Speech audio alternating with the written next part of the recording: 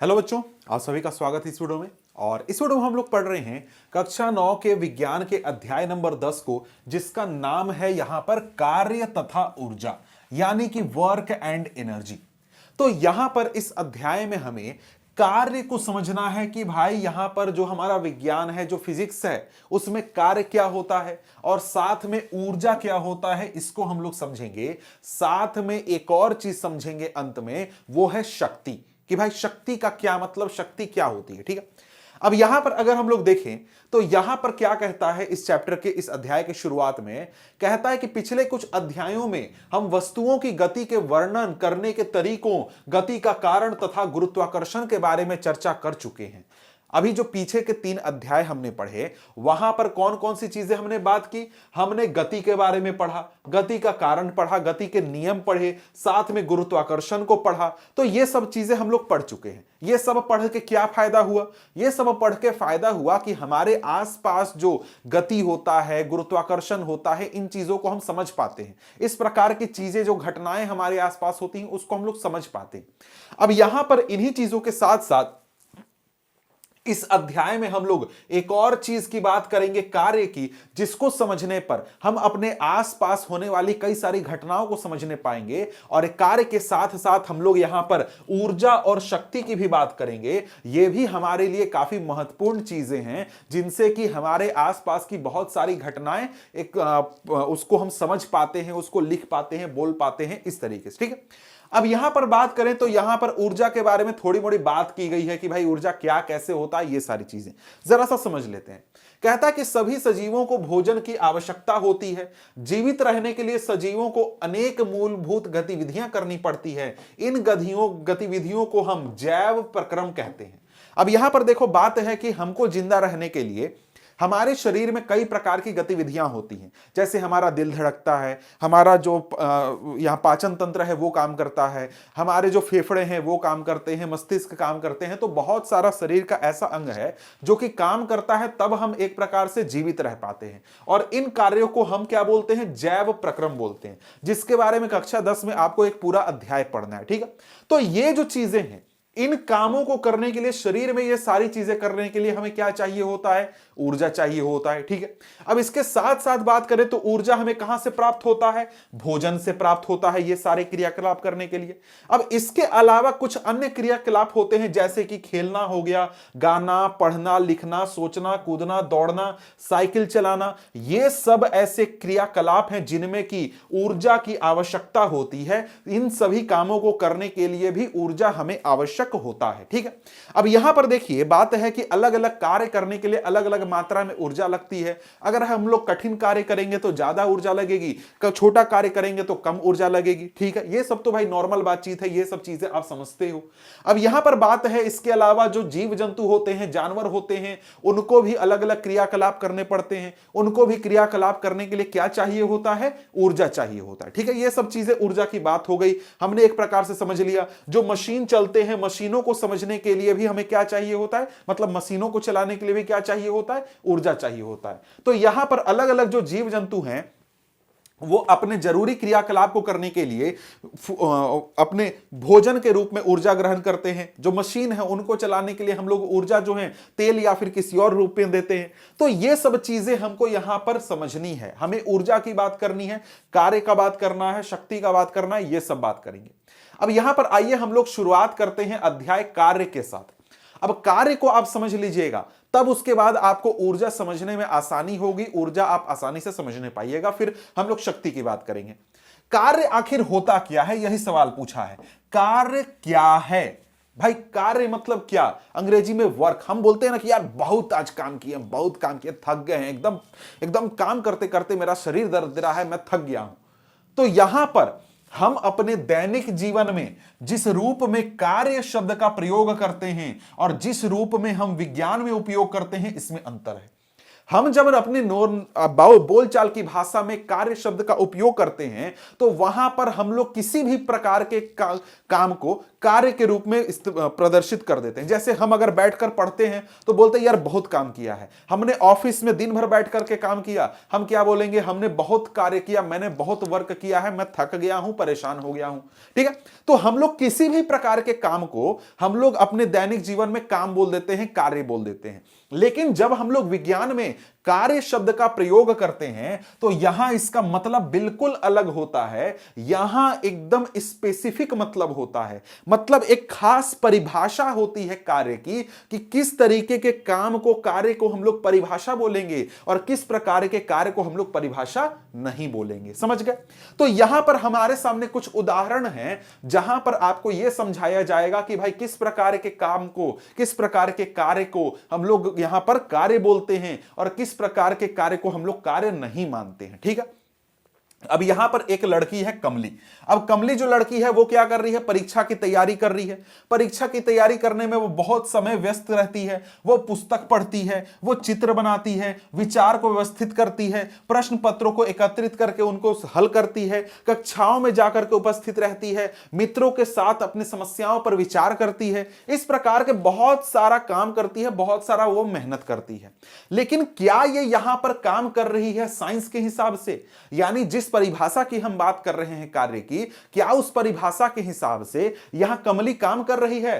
तो भाई काम कर रही है, लेकिन थोड़ा मोड़ा कर रही है, बहुत ज्यादा ये मेहनत नहीं कर रही है, बहुत ज्यादा कार्य नहीं कर रही है। यहां पर यही चीज कहता है कि वैज्ञानिक परिभाषा के अनुसार देखें तो इस कठोर काम में बहुत थोड़ा कार्य सम्मिलित है। कमली इतना ज्यादा काम कर रही है, लेकिन विज्ञान की परिभाषा के हिसाब से क्या है, वो थोड़ा सा काम कर रही है। ठीक है, आगे यहां पर क्या कहता है, कहता है कि आप एक बहुत बड़ी चट्टान को धकेलने के लिए कठोर परिश्रम कर रहे हैं। आप क्या कर रहे हैं, आपके सामने एक बड़ा सा चट्टान है, चट्टान को जा करके पूरा एकदम दम वम लगा करके बॉडी बॉडी बना करके गए कि आज तो इसको ढकेल देंगे। आप बहुत परिश्रम कर रहे हैं, पूरा दम लगा रहे हैं, और पूरा ताकत लगाने के बाद भी जो पत्थर है वो पत्थर बिल्कुल भी नहीं हिल रहा है, अपने जगह से हिल भी नहीं रहा है, रत्ती भर भी नहीं हिल रहा है। तो फिर यहां पर क्या आपने कार्य किया? तो भाई यहां पर बात है कि चट्टान में कोई विस्थापन नहीं हुआ, इसलिए आपने कोई भी कार्य नहीं किया है। आपने कोई भी कार्य नहीं किया। क्यों? क्योंकि चट्टान में कोई भी विस्थापन नहीं हुआ, चट्टान अपने जगह से बिल्कुल भी नहीं हिला। ठीक है, इसी तरीके से कहता है कि आप अपने सिर पर एक भारी बोझा लेकर के खड़े हैं, कई मिनट तक बिना हिले डुले खड़े हैं। जैसे यहां पर खड़ा हो गए, बोड़ा ले लिया और भारी बोझा लेकर के, बोड़ा लेकर के खड़े हैं, और कहीं ना जा रहे हैं ना आ रहे हैं, बस अपनी जगह पर खड़े हैं। तो क्या यहां पर आप कार्य कर रहे हैं? तो आप बोलेगा सर बहुत मेहनत कर रहे हैं, बहुत ही मेहनत कर रहे हैं, एकदम थक गया है शरीर एकदम मेहनत करते करते। लेकिन जब हम लोग विज्ञान की परिभाषा के हिसाब से देखेंगे तो यहां पर इस स्थिति में बिल्कुल भी कार्य नहीं किया गया है, कोई भी कार्य यहां पर नहीं हुआ है। ठीक, समझ गए? अब इसके बाद आगे देखें तो आगे कहता है कि प्राकृतिक दृश्यों को देखने के लिए आप सीढ़ियों पर चढ़कर इमारत की ऊपरी मंजिल पर पहुंच जाते हैं, आप एक ऊंचे पेड़ पर भी चढ़ सकते हैं। वैज्ञानिक परिभाषा के अनुसार इन क्रियाकलापों में बहुत कार्य निहित है। अब क्या बोलता है? बोलता है कि देखो भाई, तुम क्या थे, घर में थे, घर में दे थे तो तुमको बाहर कुछ देखना था, तुमको दिख नहीं रहा था, तुम चले गए दूसरे तल्ले पे, तीसरे तल्ले पे, ताकि बाहर देखूंगा तो साफ साफ दिखेगा। तो क्या तुमने वहां पर दूसरे तल्ले और तीसरे तल्ले में जाने में कार्य किया? जी हां, बिल्कुल काम किया, बहुत कार्य किया आपने। इसी प्रकार से आप किसी पेड़ पर चढ़ गए, आप पेड़ पर चढ़ गए तो क्या आपने कार्य किया? जी हां, बिल्कुल कार्य किया। कार्य क्यों यहां पर हम कह रहे हैं कि कार्य किया? क्योंकि यहां पर विस्थापन हो रहा है। यहां पर व्यक्ति यहां पर था, सीढ़ी चढ़ के यहां पहुंच गया तो क्या हुआ? व्यक्ति के शरीर का विस्थापन हो गया, और यहां पर विस्थापन होने के कारण हम क्या बोल रहे हैं कि यहां पर कार्य हो रहा है। तो यहां पर एक प्रकार का अंतर आपको समझ में आ रहा होगा कि हम लोग यहां पर कार्य किसे कहते हैं और किसे नहीं कहते। यहां पर आपको और भी अच्छे से समझा रहा है कि अपने दैनिक जीवन में हम किसी भी लाभदायक शारीरिक या मानसिक परिश्रम को कार्य समझते हैं। मतलब वैसा कोई भी काम जिससे थोड़ा मोड़ा हमको फायदा होगा, जैसे पढ़ना लिखना, ऑफिस में काम, कहीं जाना आना, या फिर कुछ भी करना, कहीं सामान खरीदना, कुछ भी करना होता है तो उसको हम लोग कार्य समझते हैं,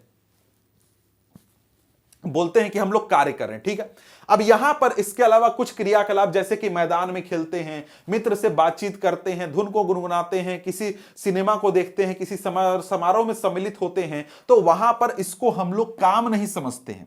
मतलब आप खेलने चल गए हो, फील्ड में जाकर के खेल रहे हो, तो क्या बोलते हो कि भाई मैं कार्य करने गया था, काम करने गया था क्या? नहीं, आप बोलते हो कि यार मैं घूमने गया था, मैं खेलने गया था। आप कहीं पार्क में टहलने चले गए, तो पार्क में टहलने चले गए तो क्या बोलते हो कि मैंने बड़ा काम कर दिया, बहुत काम करके आ रहा हूं, मैं थक गया हूं। नहीं, आप क्या बोलते हो? आप बोलते हो कि यार मैं घूमने गया था, टहलने गया था। समझ गए? तो हमारे हिसाब से जो काम होता है वो क्या होता है कि वैसा चीज जिससे हमको कुछ लाभ हो, जो कि हमको करना जरूरी है। जैसे ऑफिस जाना जरूरी है, स्कूल में जाकर के पढ़ना जरूरी है, घर में पढ़ना जरूरी है, या फिर कहीं पर कोई नौकरी करना जरूरी है, तो उसको हम लोग काम मानते हैं, कार्य मानते हैं। लेकिन जो घूमना फिरना, मस्ती करना, सिनेमा देखना, इसको हम लोग कार्य नहीं मानते। अब यहां पर बात यह है कि ये जो परिभाषा हमने अभी तुरंत बात की, ये हमारे दैनिक जीवन की है।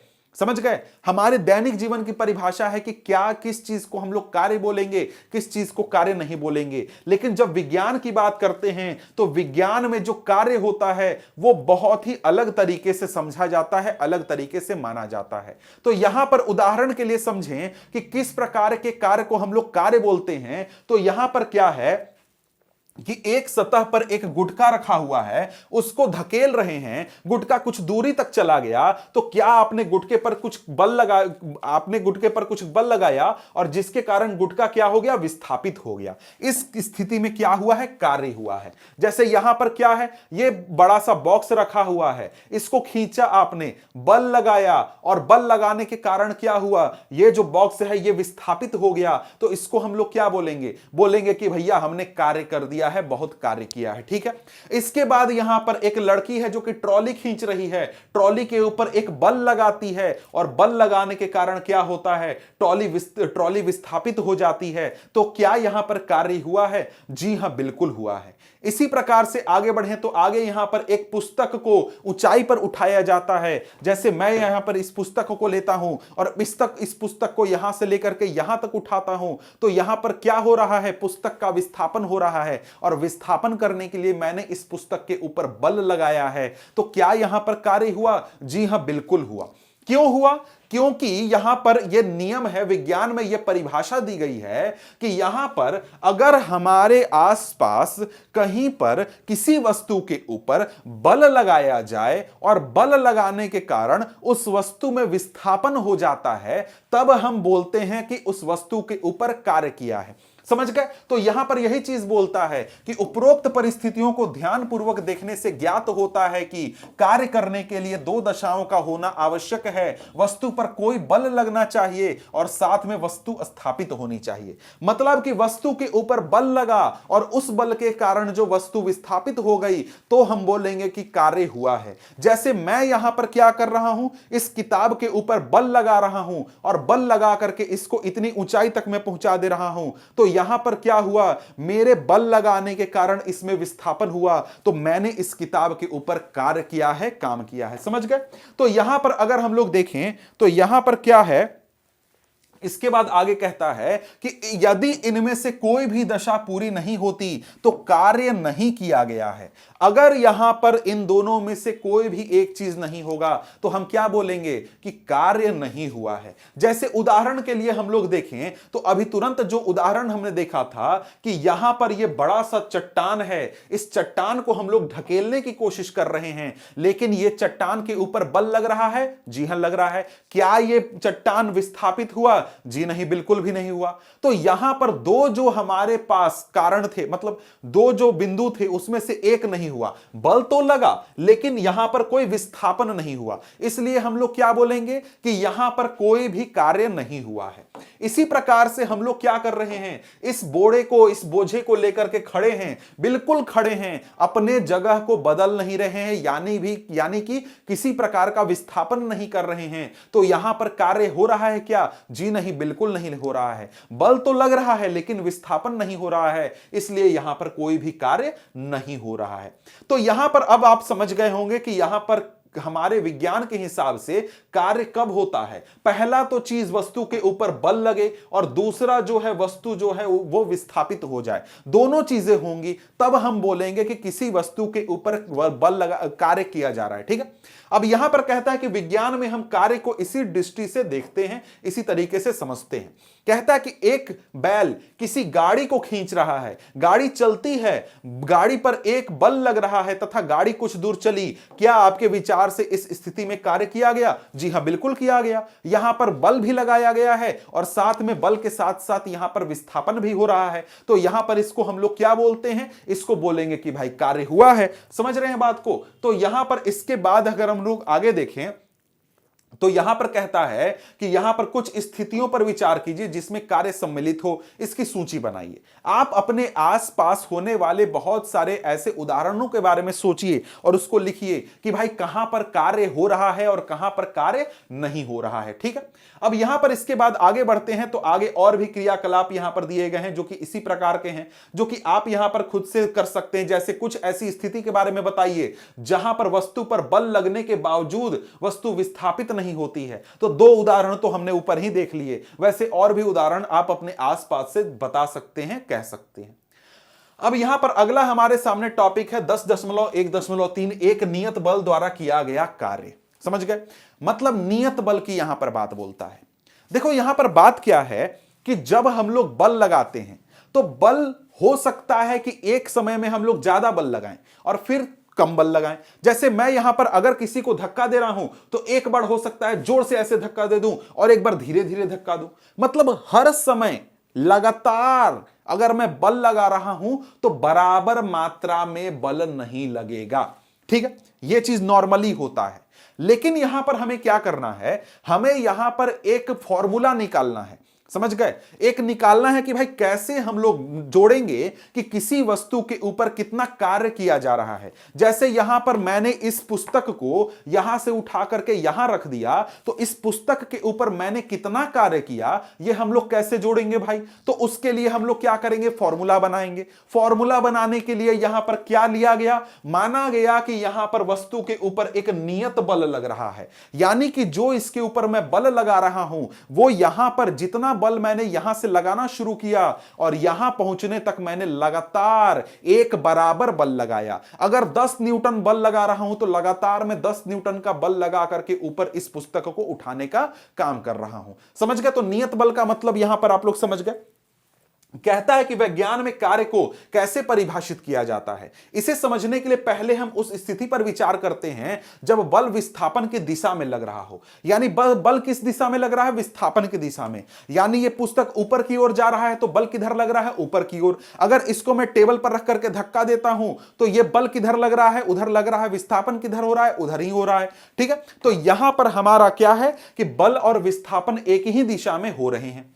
अब यहां पर फॉर्मूला के लिए बोलता है कि मान लीजिए कि एक वस्तु है, उस वस्तु के ऊपर एक बल, नियत बल F, नियत बल मतलब समझ रहे हैं कि एक कांस्टेंट फोर्स लग रहा है। बल जो है वो बदल नहीं रहा है, एक फिक्स बल लग रहा है। ठीक है, इसके साथ ही ये बल काम कर रहा है, इसके साथ ही वस्तु बल की दिशा में एस दूरी तक विस्थापित हो गई। यानी कि यहां पर मैंने बल लगाना शुरू किया और बल लगाने के कारण यहां से पुस्तक जो है यहां पहुंच गई, तो यहां से यहां तक की दूरी कितनी हो गई? एस दूरी हो गई। एस दूरी तक यह पुस्तक जो है विस्थापित हो गई। तो यहां पर जो कार्य किया गया है उसको हमने W मान लिया। तो यहां पर यह हमको यहां पर फॉर्मूला मिला कि कार्य की परिभाषा के अनुसार किया गया कार्य बल तथा विस्थापन के गुणनफल के बराबर है।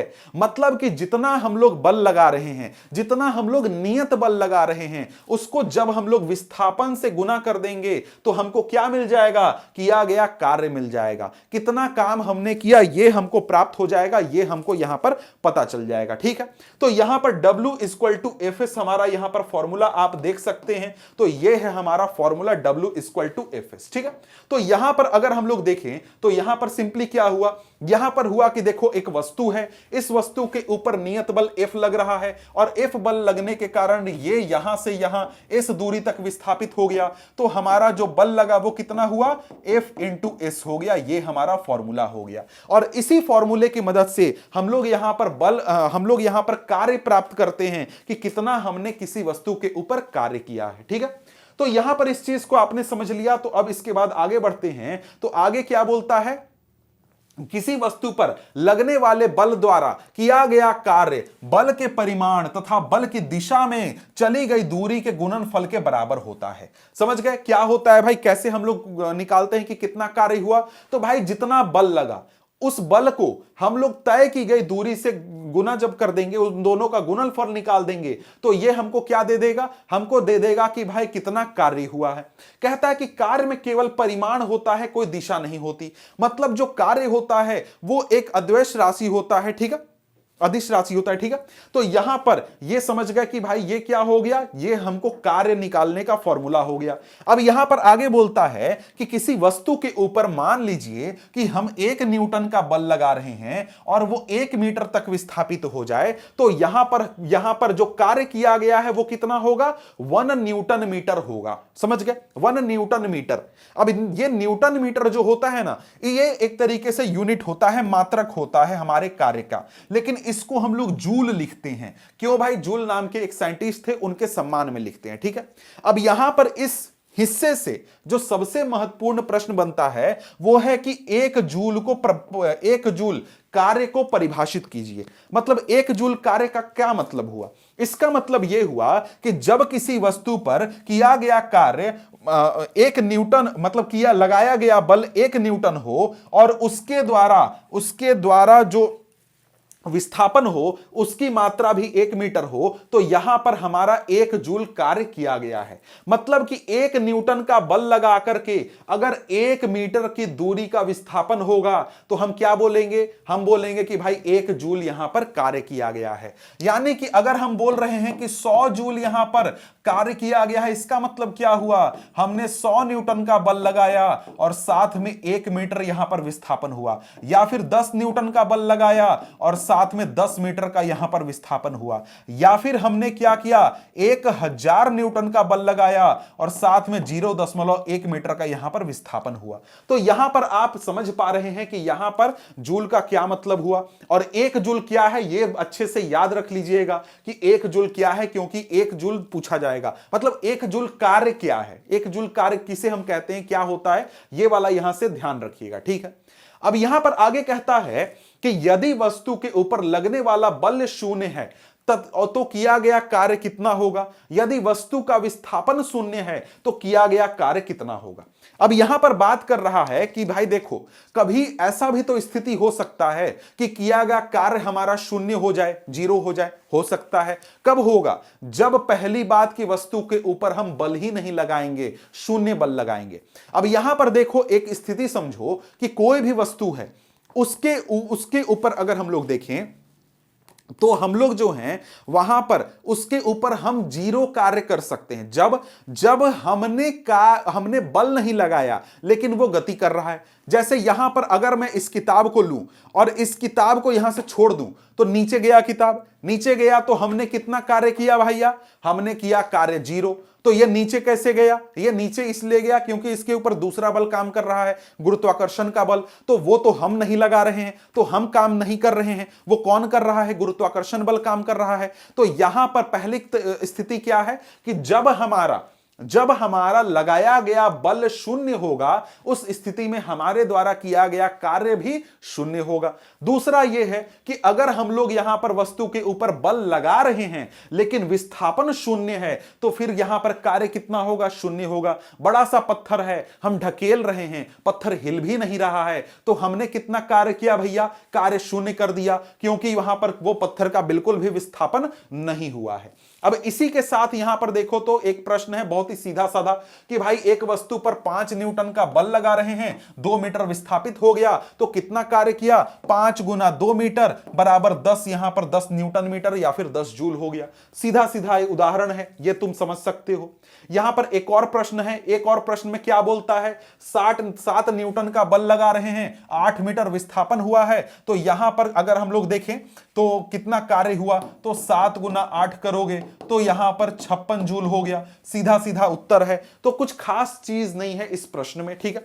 इसके बाद यहां पर आगे बढ़े तो आगे यहां पर क्या बोलता है कि एक अगली स्थिति में क्या है कि भाई हम लोग वस्तु के ऊपर बल लगा रहे हैं और बल लगाने के साथ साथ जो वस्तु है उसका विस्थापन और उसके ऊपर जो बल लग रहा है वो एक ही दिशा में लग रहा है। पहली स्थिति हमने क्या देखी थी? पहली हमने देखी थी कि शून्य कार्य, ठीक है, तो ये शून्य कार्य यहां पर हो रहा था, ठीक है। और यहां पर इसके बाद अगर हम लोग देखें तो दूसरी स्थिति क्या है कि दूसरी स्थिति में जो हमारा बल लग रहा है और साथ में विस्थापन हो रहा है वो एक ही दिशा में हो रहा है। तो जब हमारा लगने वाला बल और जब हमारा विस्थापन एक ही दिशा में हो, एक ही दिशा में दोनों हो, तो उस स्थिति में क्या होता है? उस स्थिति में जो हमारा बल द्वारा किया गया कार्य होता है वो धनात्मक होता है, यानी कि पॉजिटिव होता है। तो दूसरा स्थिति क्या है? जब हमारा कार्य क्या होगा? धनात्मक होगा, यानी कि पॉजिटिव होगा। ये कब होगा? जब हमारा यहां पर लगने वाला बल और वस्तु का विस्थापन दोनों एक ही दिशा में हो, यानी दोनों के बीच में 0 डिग्री हो, तो वो हमारा स्थिति क्या होगा? यहां पर धनात्मक कार्य क्या होगा, यानी कि पॉजिटिव कार्य क्या होगा। इसके बाद यहां पर देखें तो तीसरा क्या आ जाता है? तीसरा हमारा निगेटिव आ जाता है। निगेटिव कार्य कब होता है? तो यहां पर जब हम लोग ऋणात्मक बल लगाते हैं, यहां पर इसका मतलब क्या हुआ? मतलब कि वस्तु का विस्थापन जिस दिशा में हो रहा है उसके विपरीत दिशा में जब हम लोग बल लगाएंगे तो उस स्थिति में क्या होगा? उस स्थिति में यहां पर हमारा ऋणात्मक हो जाएगा यहां पर कार्य। जैसे उदाहरण के लिए कि तुम खड़े हो, तुम्हारा दोस्त है साइकिल से बड़ी स्पीड से आ रहा है और उसका ब्रेक नहीं लग रहा है, तो तुम क्या करोगे? सामने जाकर के ऐसे जाकर के रोकने की कोशिश करोगे ना। तो यहां पर तुम बल किस दिशा में लगा रहे हो? उस दिशा में लगा रहे हो। तुम्हारा दोस्त साइकिल से किस दिशा में आ रहा है? इस दिशा में, बिल्कुल उल्टी दिशा में आ रहा है। तो इस स्थिति में जो यहां पर लगने वाला बल और साथ में विस्थापन दोनों के बीच यहां पर कोण कितना है? 180 डिग्री का कोण है, यानी कि वो दोनों एक दूसरे से उल्टी दिशा में चल रहे हैं। इस स्थिति में जब बल कार्य करेगा, बल के विपरीत जब विस्थापन होगा, तब यहां पर किया गया कार्य क्या होगा? ऋणात्मक होगा, यानी कि निगेटिव होगा। कार्य हम कितना करेंगे? निगेटिव करेंगे। अब यहां पर जब हमारा बल और साथ में विस्थापन दोनों उल्टी दिशा में हो, तो फॉर्मूला हम लोग इस प्रकार से दिखाते हैं, F इंटू माइनस एस या फिर माइनस F इंटू एस दिखाते हैं। समझ गए? यहां पर हमारा ऋणात्मक कार्य होता है, ठीक है।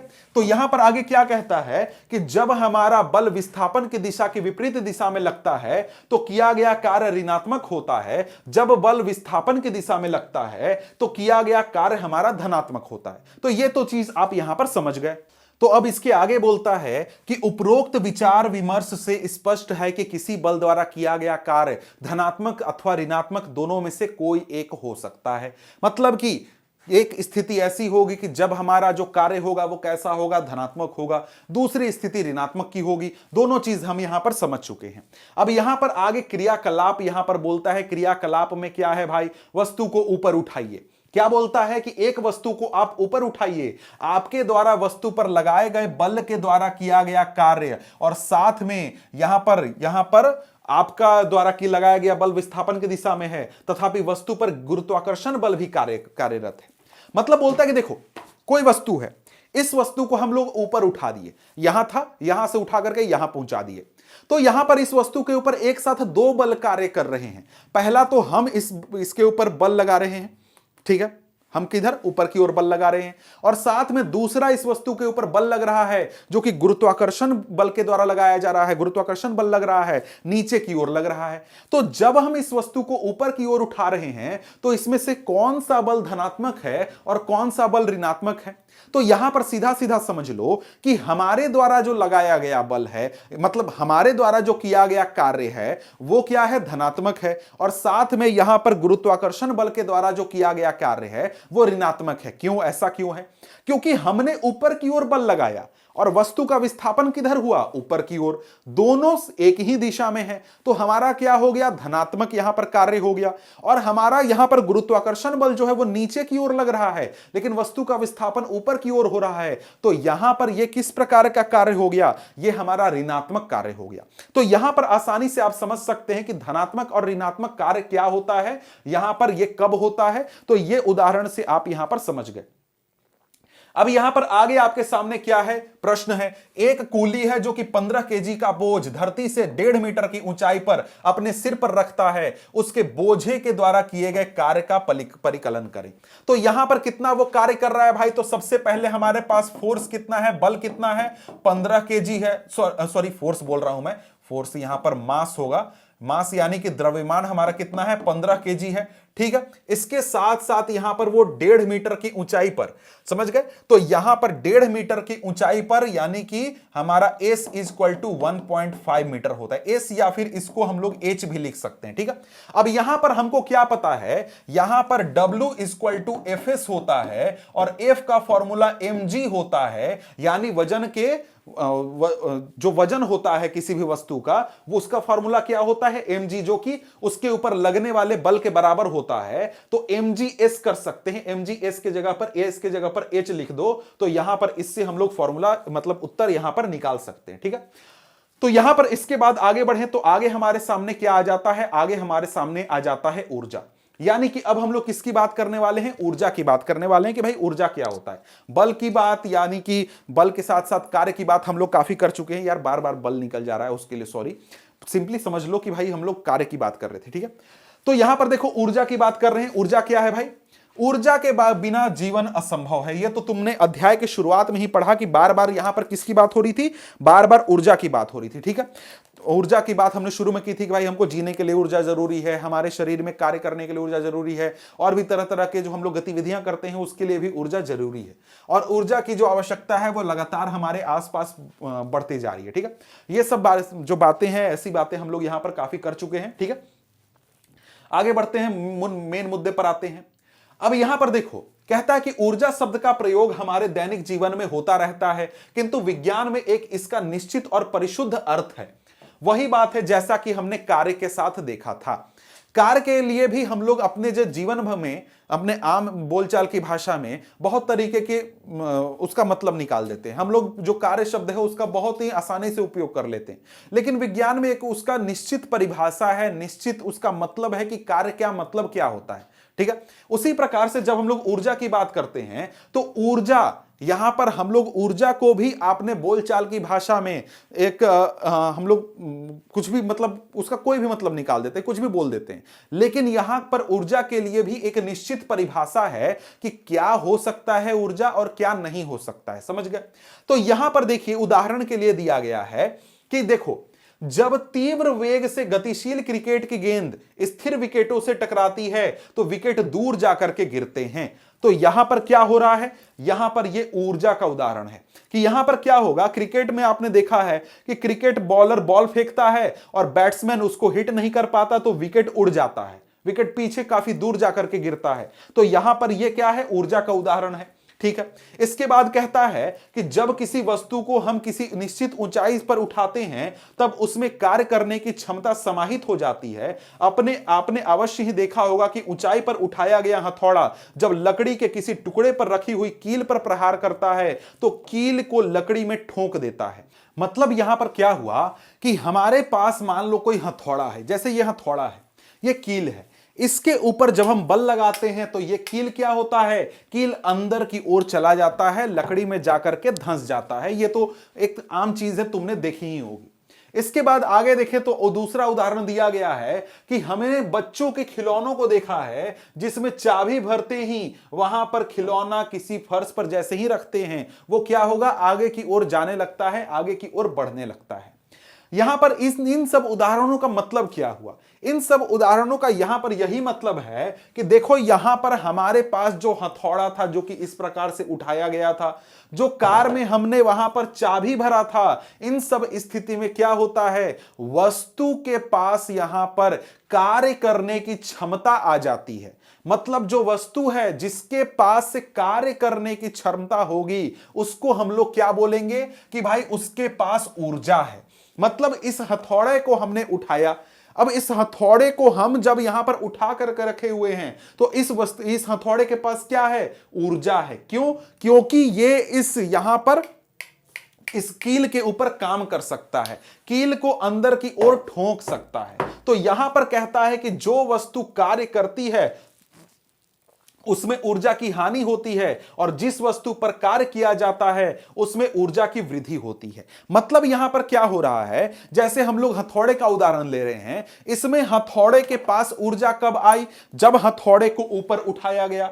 अब हथौड़े को ऊपर उठा दिया गया है तो इसके पास क्या है, ऊर्जा है। ऊर्जा क्यों है भाई, क्योंकि ये यहां पर इस कील के ऊपर कार्य कर सकता है। जब हथौड़े को ऐसे मारेंगे तो ये कील अंदर की ओर जाएगा, मतलब कि इसके ऊपर कार्य होगा।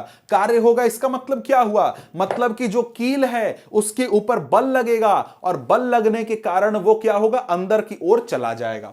तो यहां पर क्या हुआ, यहां पर हमारे इस हथौड़े के पास क्या आ गया, हथौड़े के पास ऊर्जा आ गया। इसी प्रकार से जो बच्चों का खिलौना होता है, बच्चों के जो चाबी वाली गाड़ी होती है, इसको जब हम चाबी घुमाते हैं और जमीन पर, फर्श पर रखते हैं तो गाड़ी आगे की ओर गति करने लगता है। क्यों, क्योंकि उसके ऊपर बल लगा। यहां पर चाबी घुमाने पर इसके अंदर जो स्प्रिंग होता है उसमें क्या आ जाता है, उसमें ऊर्जा आ जाता है। मतलब क्या, मतलब वो इस गाड़ी के ऊपर बल लगा सकता है और यहां पर इसमें विस्थापन कर सकता है। तो क्या हुआ, यहां पर इस चाबी घुमाने पर इस गाड़ी के अंदर जो स्प्रिंग है उसके पास क्या आ गया, ऊर्जा आ गया। मतलब क्या, मतलब कार्य करने की क्षमता आ गई।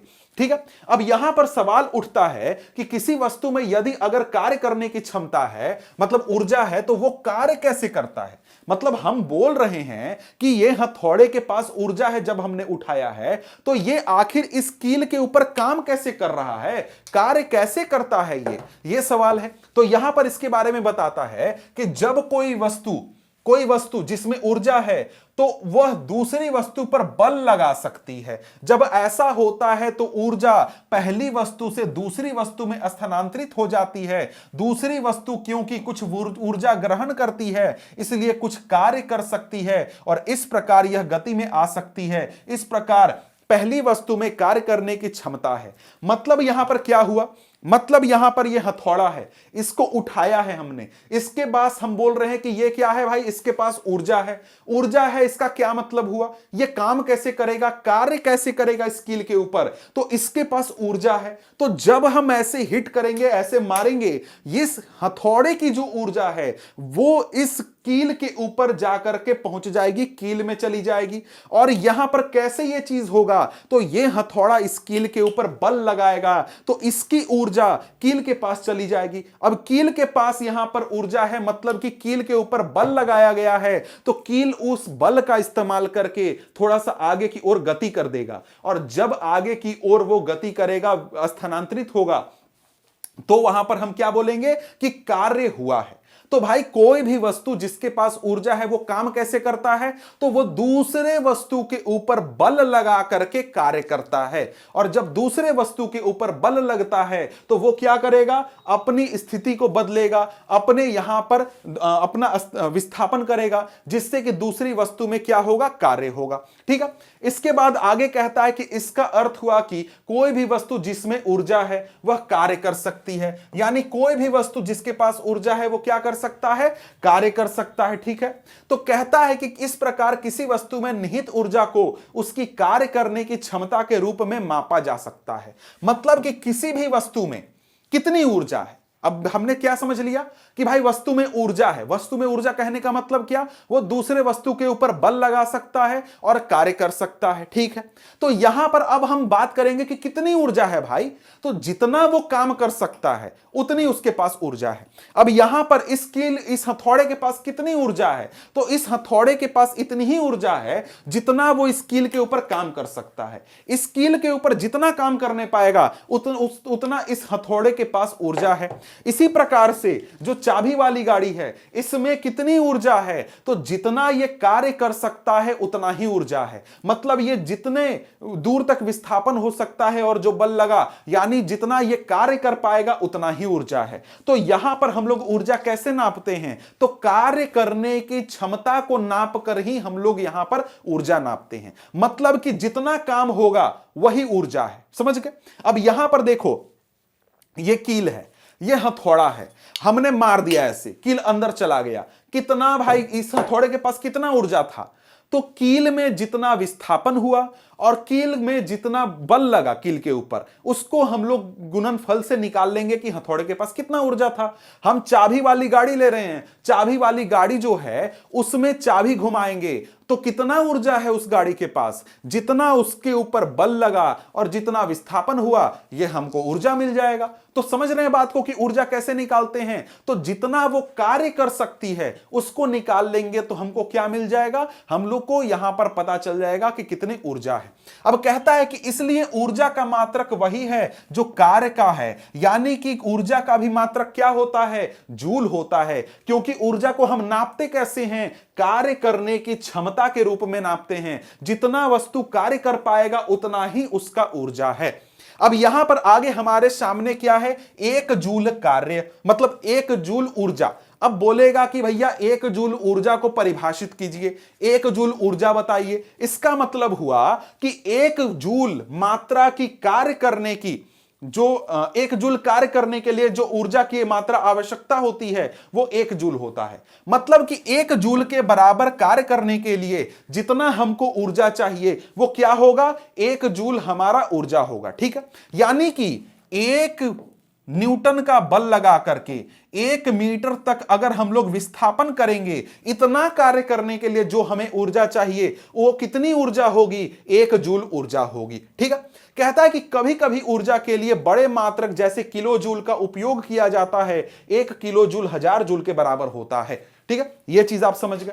इसके बाद यहां पर आगे बढ़ते हैं तो आगे कहता है ऊर्जा के रूप, यानी कि ऊर्जा के क्या क्या रूप होते हैं।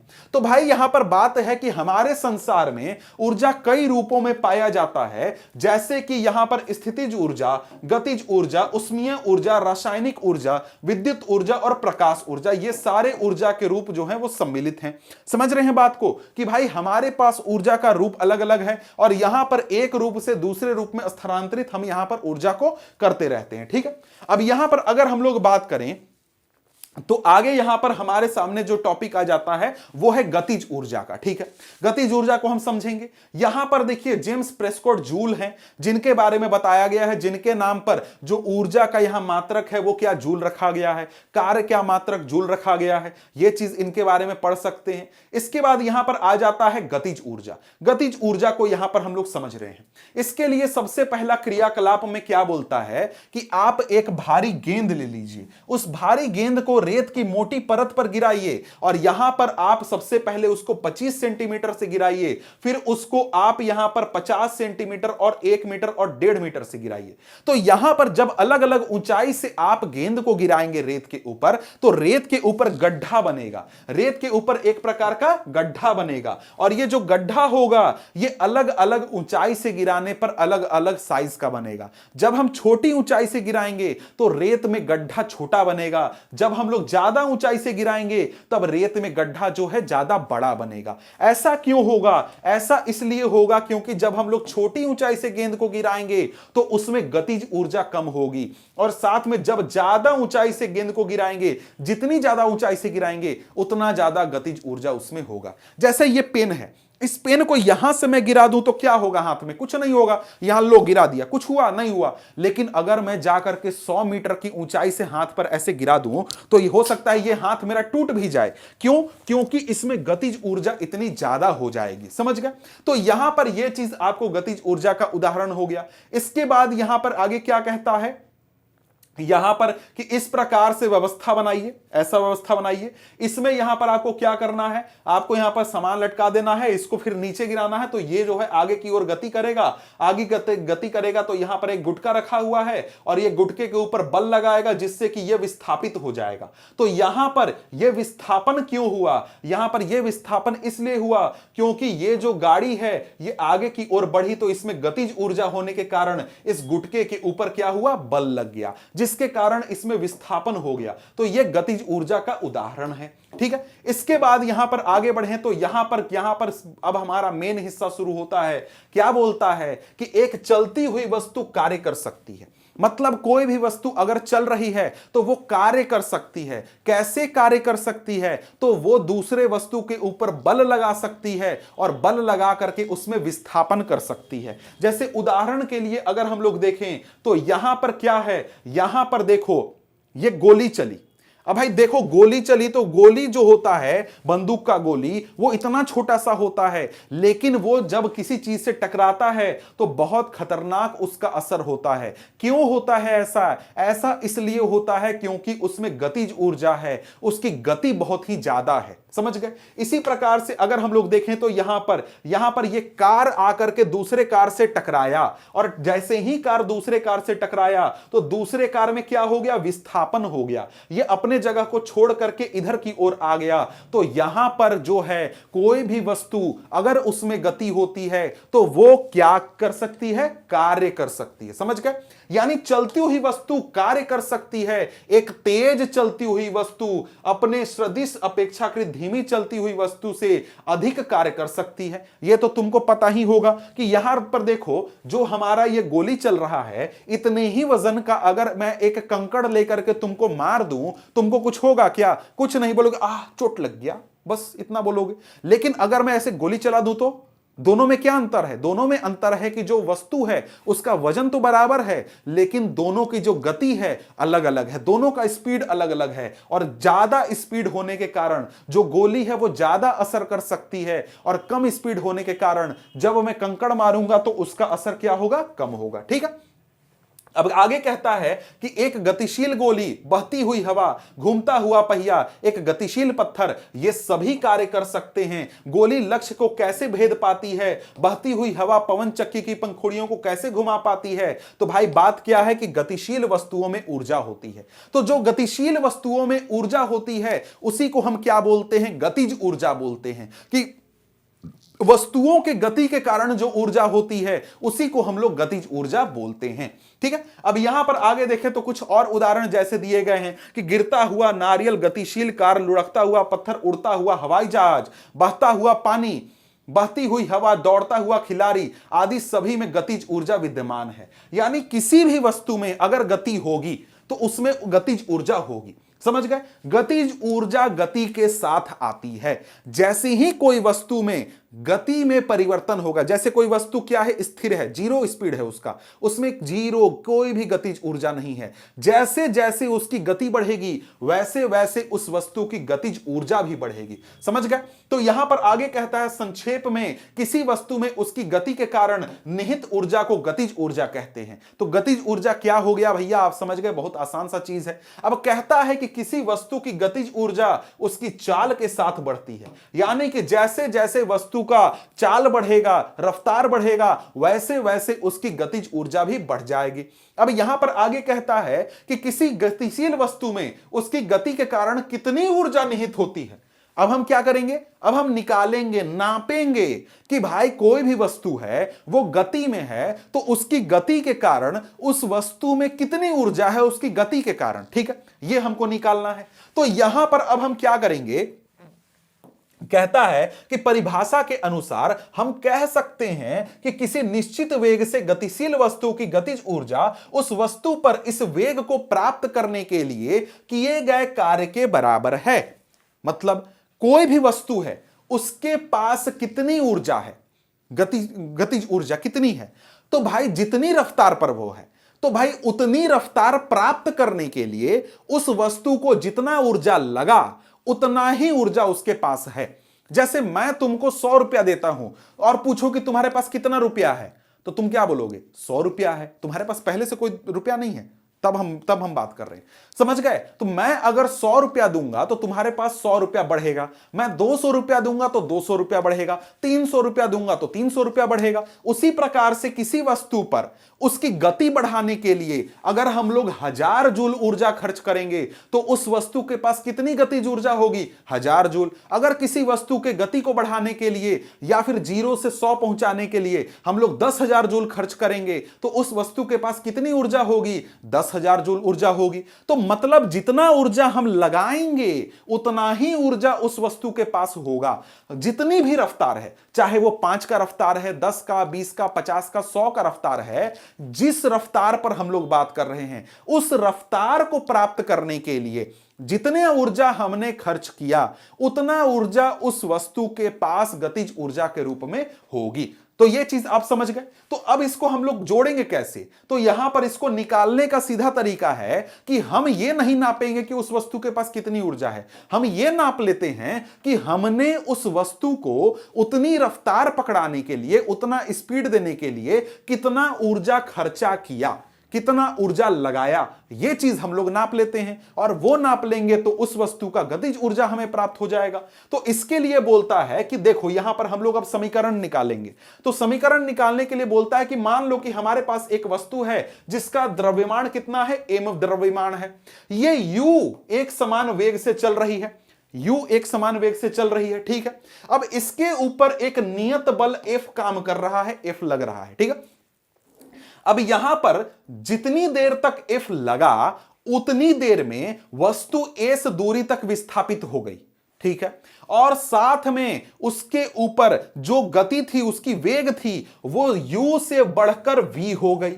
और इसके साथ ही यहां पर जो कार्य किया गया इस बल के कारण इसके ऊपर, वो था Fs, W equal to Fs। समझ रहे हो बात को कि यहां पर एक हमारे पास वस्तु थी, ठीक है। एक वस्तु है जो कि चल रही है, किस वेग से, u वेग से। इसके ऊपर हमने क्या किया, F फोर्स लगा दिया। अब F फोर्स लगाने के कारण जब से F फोर्स लगा तब से यह वस्तु क्या हो गई, यहां पर S दूरी तय इसने कर लिया, यहां से यहां तक की दूरी S हो गई। और जितनी देर तक F फोर्स लगा उतनी देर में इस वस्तु का जो रफ्तार है वो u से बदलकर क्या हो गया, v हो गया। u से बदलकर क्या हो गया, v हो गया। तो यह चीज यहां पर बात कर रहा है, ठीक है। अब इसका द्रव्यमान क्या है, m द्रव्यमान है, m द्रव्यमान है, द्रव्यमान तो बिल्कुल नहीं बदल रहा है, ठीक है। तो यहां पर अब हम क्या करेंगे, अब इसका गणना करेंगे। तो यहां पर क्या कहता है, हां साथ में एक और चीज है कि यहां पर जो इसमें त्वरण उत्पन्न हुआ वो कितना है, a है। त्वरण मतलब क्या उत्पन्न हुआ भैया, तो बात है कि भैया हमने वेलोसिटी को यानी वेग को u से कर v बदल दिया, यानी कि जो हमारा वेग है उसमें बदलाव हुआ। वेग में बदलाव क्या होता है, त्वरण होता है। तो त्वरण कितना हुआ, a हो गया, ठीक है। अब यहां पर हमने जो हम पीछे के अध्याय पढ़ चुके हैं वहां पर हमने एक प्रकार से फॉर्मूला पढ़ा है कि हम लोग जो हैं त्वरण a, एक समान त्वरण बात कर रहा है, यूनिफॉर्म, ठीक है। अब इसके ऊपर प्रारंभिक वेग और अंतिम वेग को और साथ में विस्थापन को जोड़ने का फॉर्मूला यहां पर ये हमने पढ़ लिया है। अब इसका इस्तेमाल करके हम लोग s का मान निकालेंगे। s का मान क्यों निकालेंगे, क्योंकि हमने किए गए कार्य को निकालने का फॉर्मूला पढ़ा है F equal to S, F into S, W equal to. तो F तो हम निकाल लेंगे, F हमको पता है, ठीक है भैया।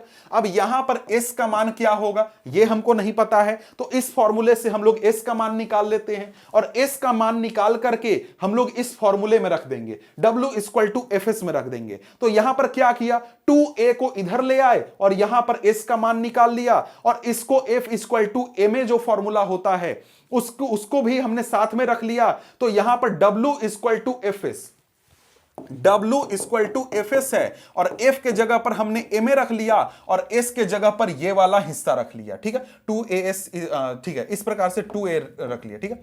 तो यहां पर इसको जब हम लोग सॉल्व करेंगे तो सॉल्व करने पर ये जो a है यहां पर, ये वाला a और ये वाला a यहां पर क्या होगा, कट जाएगा। और जब ये कट जाएगा तो फिर हमारे पास ये फॉर्मूला आएगा। ये फॉर्मूला क्या बताता है, ये फॉर्मूला बता रहा है कि जब हमारा कोई भी वस्तु u के वेग पर था और उससे जब हमने v वेग पर बदलाव कर दिया तो इस बदलाव के दौरान u से v तक जाने के दौरान यहां पर कितना कार्य हुआ, ठीक है।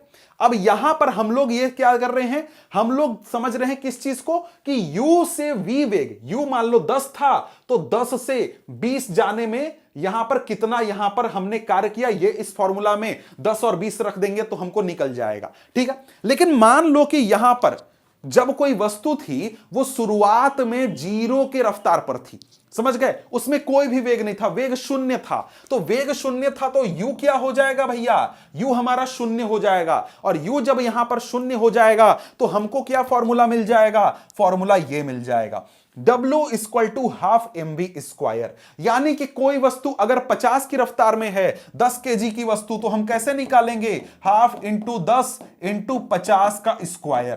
तो हमको क्या मिल जाएगा, हमको यहां पर उसका गतिज ऊर्जा मिल जाएगा। यानी कि यह क्या बताता है फॉर्मूला, कि कोई वस्तु जो है अगर 50 की रफ्तार में चल रही है तो उसके पास कितना यहां पर कार्य करने की क्षमता है, मतलब उसको 50 का रफ्तार पकड़ाने के लिए हमने कितना कार्य किया है वो इस फॉर्मूले से मिलेगा। और यहां पर उसके ऊपर जितना हमने कार्य किया वही उसके पास गतिज ऊर्जा के रूप में मौजूद है। तो यहां पर हमारा क्या हो जाएगा, हमको यहां पर गतिज ऊर्जा का मान मिल जाएगा, यानी काइनेटिक एनर्जी मिल जाएगा। यह हमारा हाफ mv स्क्वायर हो जाएगा।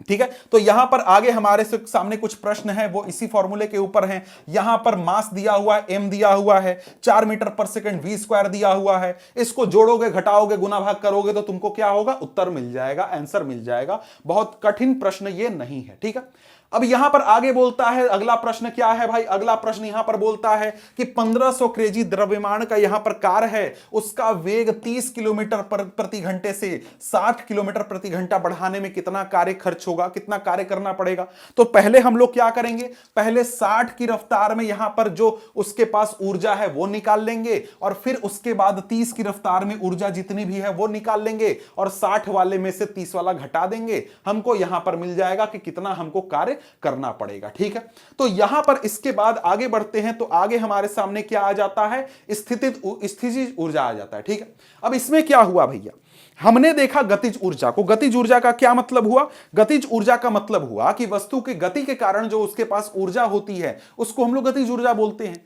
अब यहां पर स्थितिज ऊर्जा का क्या मतलब हुआ, इसका मतलब हुआ कि वस्तु की स्थिति के कारण जो उसके पास ऊर्जा होती है तो उसको हम लोग स्थितिज ऊर्जा बोलेंगे। जैसे कि कोई रबड़ बैंड है, उसको तुम खींच दो तो उसके पास ऊर्जा है या नहीं है, बिल्कुल है। तो वहां पर उसके पास किस प्रकार की ऊर्जा है भाई, स्थितिज ऊर्जा है, उसकी स्थिति के कारण है। जैसे ही मैं छोड़ूंगा वहां पर क्या होगा, चोट लगेगा, यानी कि यहां पर एक प्रकार का कार्य होगा।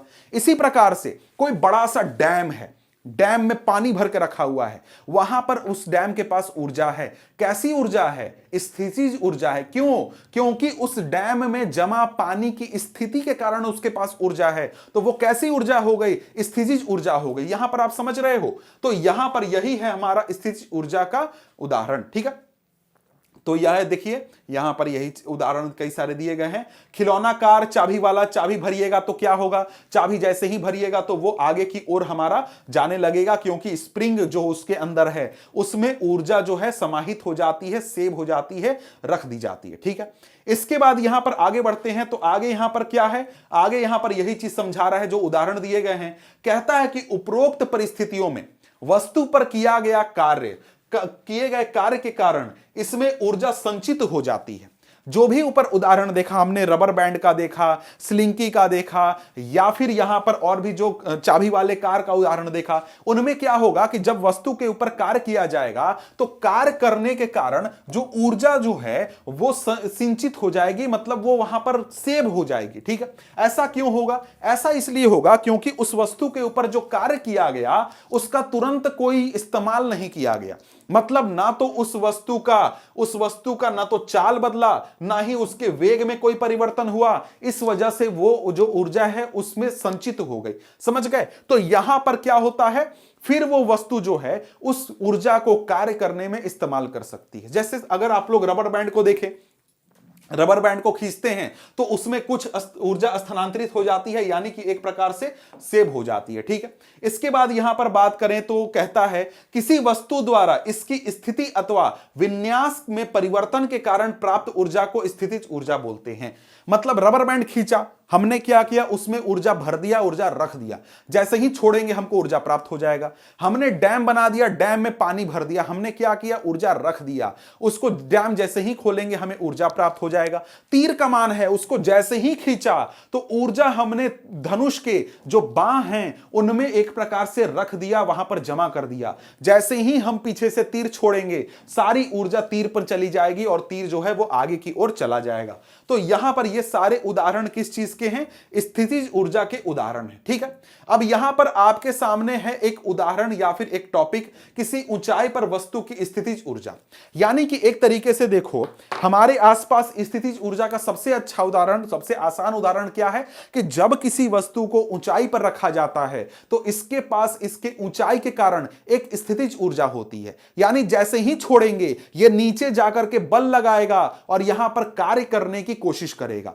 जैसे यहां पर मैं छोड़ूं, नीचे गया और मेरे हाथ पर इस किताब ने क्या किया? एक बल लगाया। बल लगाया मतलब क्या? यह कार्य कर रहा था। अब बल लगाने के कारण भले ही कुछ हुआ नहीं, लेकिन यह बल लगा सकता है, इसके पास ऊंचाई के कारण ऊर्जा है। समझ रहे हैं बात को? तो यहां पर यही चीज कहता है कि वस्तु को किसी ऊंचाई पर उठाने में उसकी ऊर्जा में वृद्धि होती है। जब किसी वस्तु को ऊंचाई पर उठाते हैं तो उसकी ऊर्जा क्या होती है? वृद्धि हो जाती है। इसका कारण है कि इसको ऊपर उठाने में इस पर गुरुत्व बल के विरुद्ध कार्य किया जाता है। ऐसा क्यों होता है? ऐसा इसलिए होता है क्योंकि यहां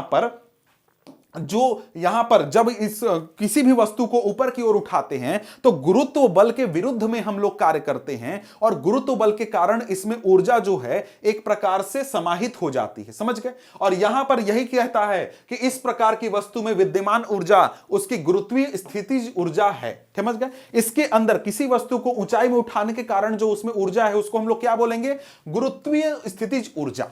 अब यहां पर बात है कि कहता है कि भूमि के ऊपर किसी बिंदु पर किसी वस्तु की इस गुरुत्वीय स्थितिज ऊर्जा को वस्तु को भूमि से उस बिंदु तक उठाने में गुरुत्वीय बल के विरुद्ध किए गए कार्य द्वारा परिभाषित करते हैं। अब भाई वही बात कि हम लोगों को अब निकालना है, जोड़ना घटाना है कि भाई किसी वस्तु के पास कितनी गुरुत्वीय स्थितिज ऊर्जा है, यानी ऊंचाई पर उसके पास कितनी ऊर्जा है।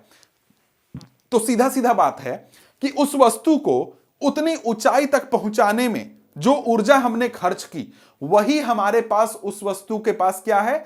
गुरुत्वीय स्थितिज ऊर्जा है। ठीक है, तो इसको हम लोग कैसे निकालेंगे? तो यहां पर इसको निकालना बहुत ही आसान है। मान लो कोई वस्तु है जिसका द्रव्यमान m है, इसको h ऊंचाई तक उठाते हैं तो ऊपर उठाने के लिए हमको कितना बल लगाना होगा? तो भाई सबसे पहले तो बल लगाना होगा उसके वजन के बराबर, यानी कि mg के बराबर बल लगाना होगा। यानी कि आपने पढ़ा है ना F = mg, पिछले अध्याय में यह चीज पढ़ा है। तो यह बल लगाना होगा और इस बल के साथ विस्थापन कितना हो रहा है? तो जो हमारा हाइट है, ऊंचाई है h, उसके बराबर विस्थापन हो रहा है। तो यहां पर W = बल इंटू विस्थापन mgh हमारा ये फॉर्मूला हो गया। और यही हमको क्या बता देगा कि भाई कोई भी वस्तु को जब हम लोग ऊंचाई पर रखते हैं तो उस ऊंचाई पर उस वस्तु के पास कितनी ऊर्जा है, यह चीज हमें यहां पर इस फॉर्मूले से मिल जाएगा।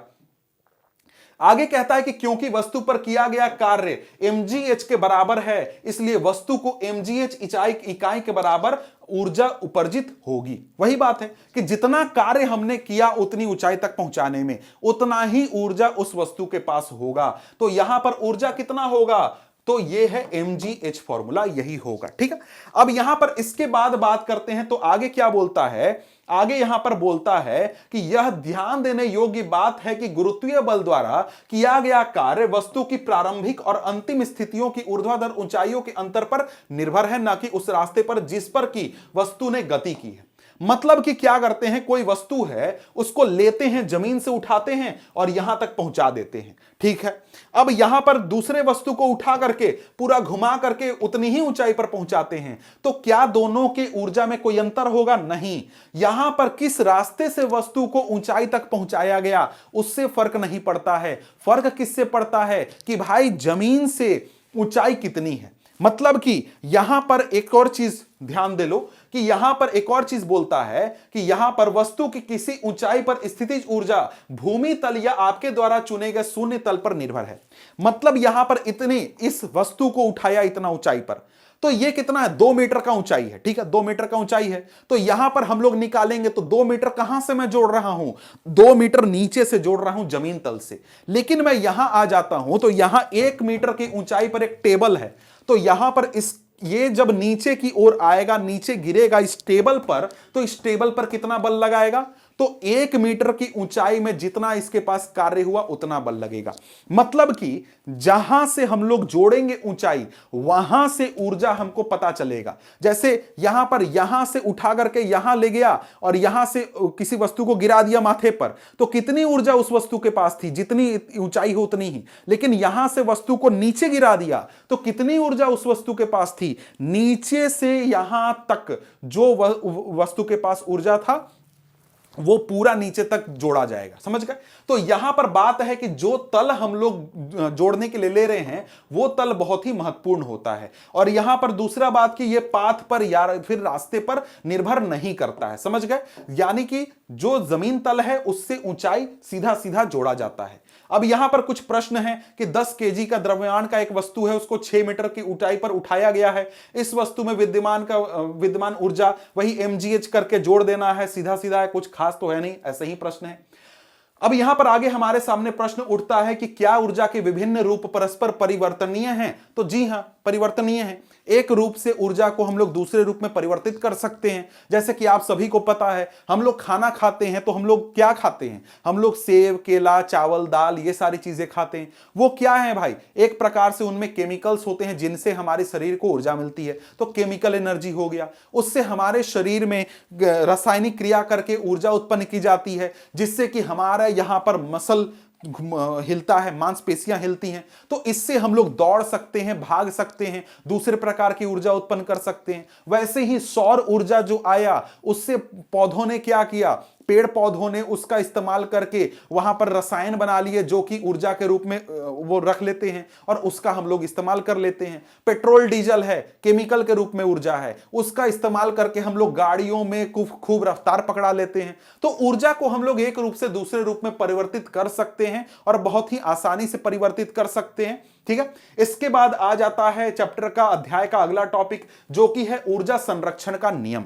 तो यहां पर आप जब केमिस्ट्री पढ़ रहे थे, शुरुआत के अध्याय पढ़ रहे थे, तो वहां पर आपने पढ़ा था द्रव्यमान के संरक्षण का नियम, कि जब भी कहीं भी रिएक्शन होगा तो रासायनिक अभिक्रिया के दौरान हम लोग द्रव्यमान का ना तो निर्माण कर सकते हैं, ना ही उसको समाप्त खत्म कर सकते हैं। बिल्कुल वही चीज यहां पर बोल रहा है, लेकिन ऊर्जा के बारे में बोल रहा है कि ऊर्जा का ना तो हम लोग निर्माण कर सकते हैं, ना ही उसको नष्ट किया जा सकता है। ऊर्जा को सिर्फ और सिर्फ एक रूप से दूसरे रूप में स्थानांतरित किया जा सकता है। यही बोलता है कि ऊर्जा रूपांतरण की अवस्था में निकाय की कुल ऊर्जा अपरिवर्तित होती है। मतलब कि जब हम लोग यहां पर किसी ऊर्जा को एक रूप से दूसरे रूप में परिवर्तित करते हैं तो यहां पर वो ऊर्जा समाप्त नहीं होती, खत्म नहीं होती, बल्कि वो दूसरे रूप में स्थानांतरित हो जाती है। यहां पर यह ऊर्जा संरक्षण के नियमानुसार है। मतलब इस नियम के अनुसार ऊर्जा केवल एक रूप से दूसरे रूप में रूपांतरित हो सकती है, ना तो इसकी उत्पत्ति की जा सकती है, ना ही इसका विनाश किया जा सकता है। ऊर्जा को सिर्फ और सिर्फ हम एक रूप से दूसरे रूप में क्या कर सकते हैं? स्थानांतरित कर सकते हैं। कहता है कि रूपांतरण से पहले और रूपांतरण के पश्चात कुल ऊर्जा सदैव अचर रहती है। यानी कि हमने क्या किया? हमने 100 जूल ऊर्जा खर्च किया और उसको किसी दूसरे रूप में हमने स्थानांतरित कर दिया, तो दूसरे रूप में भी हमारे पास कितना ऊर्जा होगा? 100 जूल का ऊर्जा होगा। इसमें से एक भी जूल ऊर्जा नष्ट नहीं होगा, खत्म नहीं होगा, वो बस दूसरे रूप में क्या हो जाएगा? स्थानांतरित हो जाएगा। ठीक है, अब यहां पर उदाहरण बोलता है। उदाहरण क्या है इसको जरा सा हम लोग समझते हैं। उदाहरण में बोलता है कि एक वस्तु है जिसका द्रव्यमान m है, उसको h ऊंचाई पर रखा गया है। ठीक है, वहां से जब हम गिराते हैं, जैसे ये मान लो ये क्या है? हमारा जमीनी तल है और यहां से उस वस्तु को गिरा रहे हैं, तो यहां से h हाइट है, तो इसके पास यहां पर स्थितिज ऊर्जा कितनी है भाई? गुरुत्वीय स्थितिज ऊर्जा mgh है। और यहां पर इसका वेग कितना है? 0 है। तो यहां पर इसका गतिज ऊर्जा कितना हो गया? 0 हो गया, क्योंकि यहां पर पूरा 0 है। अब ये वस्तु जैसे जैसे नीचे की ओर आएगी, वैसे वैसे इसकी जो गुरुत्वीय स्थितिज ऊर्जा है वो ऊंचाई कम होने के कारण कम होती जाएगी। भाई कम होगा, तो ये जो गुरुत्वीय स्थितिज ऊर्जा है ये यहां से कम हो रहा है, तो कहां जा रहा है?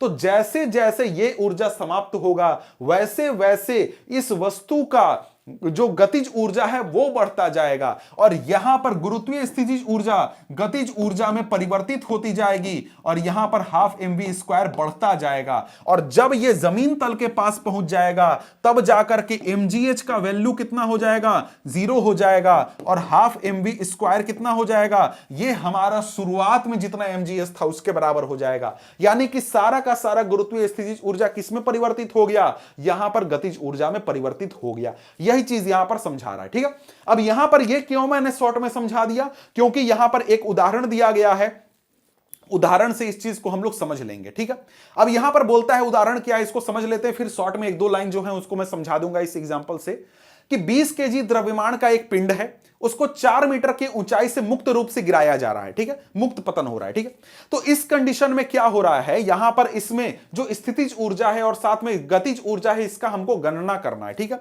इसको गणना कैसे करेंगे हम लोग, तो यहां पर ये देख लेते हैं, यहां पर ये क्या बोल रहा है भाई, तो यहां पर ये बोल रहा है कि देखो यहां पर जब हम लोग ऊंचाई पर हैं उस स्थिति में, यानी कि जो 4 मीटर की ऊंचाई है, इस ऊंचाई पर जो यहां पर हमारा पिंड है उसमें कितनी स्थितिज ऊर्जा है, कितनी गतिज ऊर्जा है और कितनी कुल ऊर्जा है। और इसके बाद इसी तरीके से 3 मीटर पर, 2 मीटर पर, 1 मीटर पर और जमीन पर, यानी कि 0 मीटर की ऊंचाई पर कितनी ऊर्जा दोनों रूप में है, यह हमको निकालना है।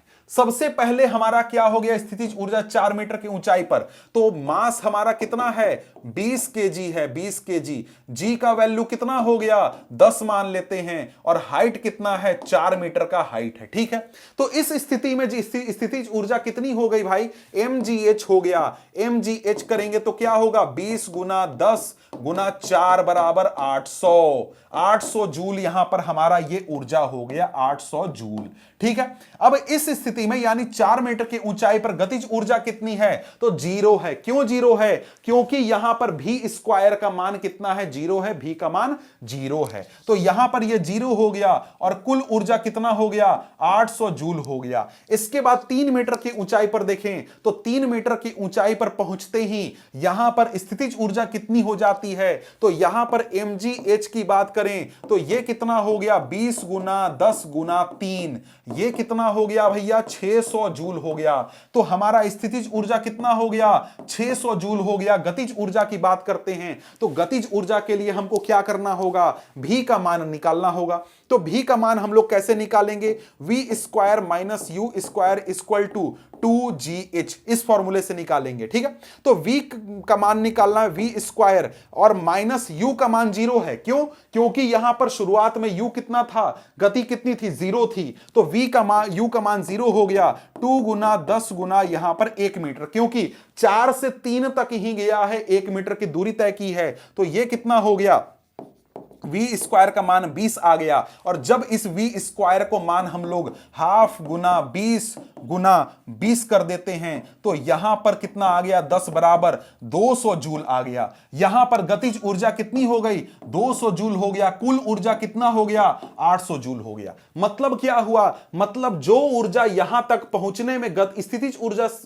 एक तरीके से कम हो गई, वो किस रूप में परिवर्तित हो गई, गतिज ऊर्जा में परिवर्तित हो गई। इसी प्रकार से एक बार और आगे, जब यहां पर अगली 2 मीटर की ऊंचाई पर जब वस्तु पहुंचेगा उस समय पर mgh कितना हो जाएगा, यहां पर हो जाएगा 20 इंटू 10 इंटू 2, तो यह कितना हो जाएगा, 10 दूनी 20, 20 400 जूल हो जाएगा। ये हमने क्या लिख दिया, 400 जूल। और यहां पर फिर हम लोग v का मान निकालेंगे तो यहां पर v² हमारा क्या आ जाएगा, 40 आ जाएगा। और फिर निकालेंगे तो ये कितना आएगा, 400 जूल आएगा। भाई जोड़ के सामने अगर जोड़ूं तो कोई मतलब नहीं है, ये मैंने पहले ही से जोड़ा हुआ है, मुझे पता है, तो मैं आपको सीधा सीधा समझा दे रहा हूं।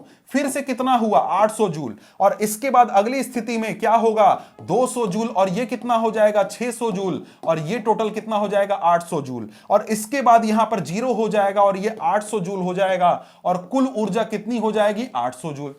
इससे क्या समझ में आ रहा है, इससे समझ में यह आ रहा है कि जो हमारा ऊर्जा होता है उसका नाश कभी भी नहीं होता है, वो एक रूप से दूसरे रूप में परिवर्तित हो जाता है और परिवर्तन ही होता है, मतलब ऊर्जा का ना तो निर्माण होगा ना तो नाश होगा। ठीक है, यह चीज यहां पर आप अच्छे से समझ गए। अब यहां पर एक दो पॉइंट है, इसको जरा सा देख लेते हैं, जो कि वहां पर नीचे मैंने बोला वही चीज यहां पर बोली जा रही है कि शुरुआत में mgh होगा, जैसे जैसे नीचे जाएगा वैसे वैसे यहां पर जो गतिज ऊर्जा है वो बढ़ता जाएगा, और किसी भी स्थिति में कितनी भी ऊंचाई पर अगर हम लोग जोड़ें देखें तो यहां पर जब हम लोग स्थितिज ऊर्जा और गतिज ऊर्जा को जोड़ेंगे तो उसका मान स्थिर होगा, अचर होगा, वो बदलेगा नहीं, वो उतना ही रहेगा। समझ गए? यही चीज कहता है कि किसी वस्तु की गतिज ऊर्जा और स्थितिज ऊर्जा को योग कर देंगे तो वो उस वस्तु का यांत्रिक ऊर्जा होता है। ठीक है, आगे यही चीज समझाया गया है जो कि मैंने कहा, एग्जाम्पल आपने समझ लिया। इसके बाद यहां पर आगे बढ़ते हैं तो आगे हमारे पास क्या आ जाता है, आगे हमारे पास आ जाता है शक्ति। यानी कि अब हम लोग किसकी बात करेंगे, अब हम लोग यहां पर बात करेंगे शक्ति की। ठीक है, तो यहां पर शक्ति को जरा सा पढ़ लेते हैं। तो शक्ति का टॉपिक क्या है, कार्य करने की दर। ठीक है, इसको जरा सा समझते हैं। इसमें बोल रहा है कि देखो, हम सभी जब कार्य करते हैं तो क्या हम लोग एक ही दर से कार्य करते हैं? मतलब कि यहां पर क्या करेंगे हम लोग, मान लो 10 बोड़े रखे हुए हैं, 10 बोड़े में गेहूं या फिर चावल रखे हुए हैं, 10 बोड़े भर के। अब मैं बोलता हूं कि यहां से 10 बोड़ों को उठा करके तुम जाकर के बगल वाले कमरे में रख दो। ठीक है, बोल दिया मैंने। अब यहां पर मैं 2 लोगों को बुलाता हूं, एक एकदम मुस्टंडा है, 100 किलो का ताकतवर बॉडी बिल्डर, और दूसरा 5 साल का बच्चा है।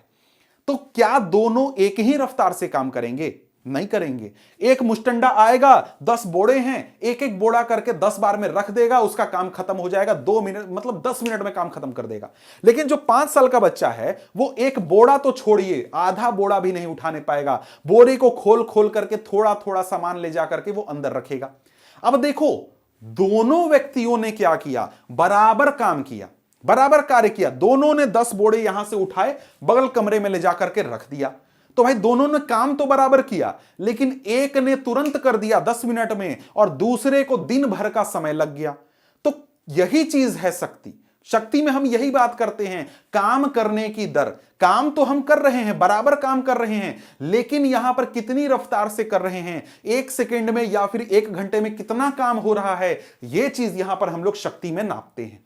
यही चीज कहता है कि क्या हम सब एक ही दर से कार्य करते हैं, क्या मशीनें ऊर्जा का उपयोग और रूपांतरण समान दर से करती हैं? अभिकर्ता जो ऊर्जा रूपांतरण करते हैं विभिन्न दरों से कार्य करते हैं। भाई सीधा सीधा बात है, अलग अलग मशीन अलग अलग दर पर काम करेगा। एक आपका मशीन होता है, एक कार होता है, सिंपल सा अल्टो गाड़ी है, छोटा सा गाड़ी है।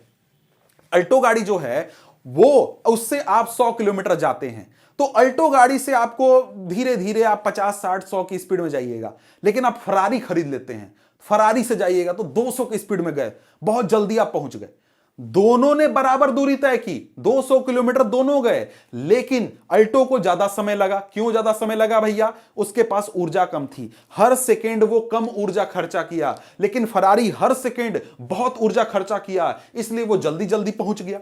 समझ गए? तो यही बात है यहां पर कि यहां पर क्या है भाई, यहां पर क्या है, उदाहरण यहां पर क्रियाकलाप इसी चीज को समझाने में दे रहा है कि यहां पर 2 बच्चे हैं, ठीक है, ये ए और बी हैं, ये रस्सी पर चढ़ रहे हैं, 8 मीटर की ऊंचाई पर चढ़ रहे हैं। ए को 15 सेकंड लगे और बी को 20 सेकंड लगे। तो यहां पर दोनों जो कार्य कर रहे हैं, क्या वो समान दर से कर रहे हैं? हर सेकंड क्या समान यहां पर ऊर्जा खर्च किया जा रहा है? नहीं, यहां पर जो ए है वो 1 सेकंड में ज्यादा ऊर्जा खर्च कर रहा है बी के तुलना में। समझ गए बात को? तो यहां पर यही चीज यहां पर हम लोग नापते हैं, तोलते हैं। ठीक है, शक्ति के बारे में सीधा सीधा क्या बोलता है कि शक्ति किए गए कार्य की गति को मापती है, कि जो कार्य हो रहा है वो किस गति से हो रहा है, वो बहुत ही तेज हो रहा है या फिर स्लो हो रहा है। मतलब कि हर सेकंड हम कितना काम कर रहे हैं। जैसे वही उदाहरण देखो कि जो एक मुस्टंडा आदमी था वो 10 बोड़े रख रहा था, तो एक बार में वो 1 बोड़ा उठा करके रख रहा था। लेकिन कोई छोटा बच्चा 5 साल का आया तो बोड़े में से 1 मग वो निकालता है, थोड़ा सा चावल निकालता है और जाकर के वहां रखने का काम करता है। समझ गए? तो यहां पर ये चीज है। तो अलग अलग जो मशीन होते हैं वो अलग अलग दर पर काम करते हैं, अलग अलग दर पर ऊर्जा को खर्च करने का या फिर ऊर्जा को स्थानांतरित करने का काम करते हैं। समझ गए? यही चीज कहता है कि कार्य करने की दर या ऊर्जा रूपांतरण की दर को शक्ति कहते हैं। समझ गए? तो कहता है कि यदि कोई अभिकर्ता t समय में w कार्य करता है तो शक्ति का मान होगा शक्ति बराबर कार्य बटा समय, यानी एक एकांक समय में कितना कार्य हुआ, यही हमारा क्या होता है, पावर होता है, यानी कि शक्ति होता है। शक्ति का मात्रक क्या होता है, वाट होता है। मतलब क्या हुआ, मतलब वाट में यहां पर जो आप यहां पर देखते हो ना कि आपके बिजली के बल्ब होते हैं, टीवी होते हैं, वो सब में हम लोग वाट देखते हैं। तो वो क्या बताता है कि हर सेकेंड में वो कितनी ऊर्जा खर्च करेगा, कितनी ऊर्जा वो खाएगा। समझ गए? कहता है कि शक्ति का मात्रक वाट है और इसका प्रतीक W है। यह मात्रक जेम्स वाट के सम्मान में रखा गया है। ठीक है, एक वाट, अब यहां पर प्रश्न बनेगा, एक वाट को परिभाषित करें। एक वाट उस अभिकर्ता की शक्ति है जो एक सेकेंड में 1 जूल कार्य करता है। एक वाट का मतलब 1 वाट पावर या फिर 1 वाट शक्ति का मतलब क्या हुआ, मतलब कि 1 सेकेंड में जब हम लोग 1 जूल कार्य करेंगे तब हम बोलेंगे कि भैया 1 वाट की शक्ति है। समझ गए? तो यहां पर आगे क्या कहता है, अगर हम लोग बोले कि भैया हमारा बल्ब क्या है, 100 वाट का है, मतलब क्या, मतलब कि 100 जूल यहां पर हम लोग खर्च कर रहे हैं हर सेकेंड। समझ गए? ये चीज होता है। 200 वाट का है, इसका मतलब क्या, मतलब हर सेकेंड हम लोग 200 जूल खर्चा कर रहे हैं, ये इसका मतलब होता है। तो यहां पर यह चीज समझ गए? तो यहां पर आगे क्या है, आगे यहां पर बोलता है कि यहां पर हम यह भी कह सकते हैं कि यदि ऊर्जा के उपयोग की दर 1 जूल प्रति सेकंड हो तो शक्ति 1 वाट होगी, ऐसे भी बोल सकते हैं। 1 वाट बराबर 1 जूल पर सेकंड, 1 किलोवाट बराबर 1000 वाट, 1 किलोवाट 1000 वाट या फिर 1 जूल 1000 वाट 1000 जूल पर सेकंड। आगे कहता है कि किसी अभिकर्ता की शक्ति समय के साथ बदल सकती है।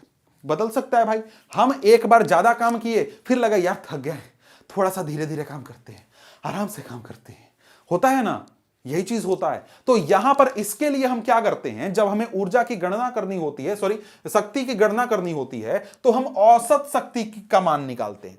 मतलब क्या करते हैं, जितना भी कुल ऊर्जा खर्चा हुआ उसको समय से विभाजित कर देते हैं, हमको क्या मिल जाता है, औसत शक्ति मिल जाता है, और उससे हम लोग यहां पर गणना करने का काम करते हैं।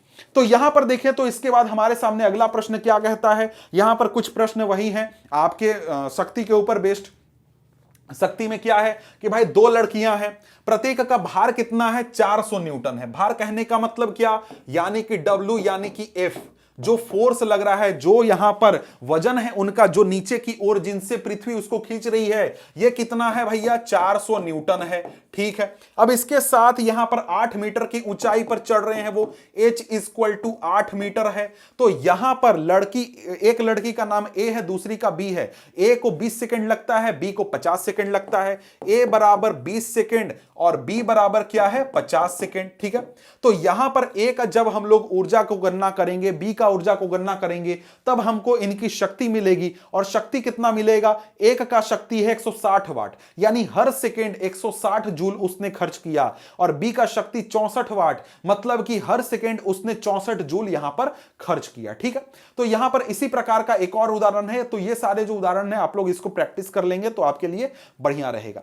इसके बाद यहां पर क्रियाकलाप भी दिया गया है, मीटर वगैरह देखने के लिए बोल रहा है, तो आप देख लीजिएगा। इसके बाद देखें तो यहां पर चैप्टर में अंत में क्या बचा है भाई, तो वैसे मेरे ख्याल से कुछ बचा नहीं है और ये चैप्टर हमारा यहां पर समाप्त होता है। तो मिलते हैं हम आपसे अगले वीडियो में अगले चैप्टर के साथ, तब तक के लिए गुड बाय।